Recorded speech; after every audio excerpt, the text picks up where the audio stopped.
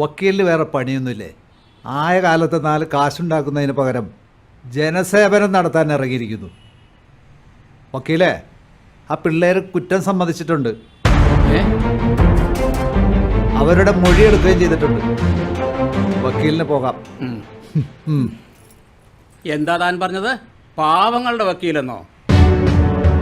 അതേടോ, പാവങ്ങളുടെ വക്കീൽ തന്നെയാ.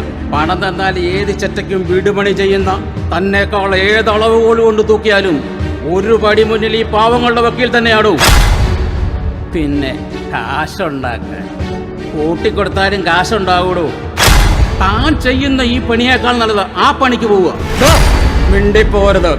പിന്നെ താൻ പറഞ്ഞ ജനസേവനം, ശരിയായ ജനസേവനം തറവാട്ടിൽ പിറന്നവർക്ക് പറഞ്ഞിട്ടുള്ളതാണോ? വഴി പിടിച്ചവന്മാർക്ക് പറഞ്ഞിട്ടില്ലത്. അപ്പം വരട്ടെ SI സാറേ.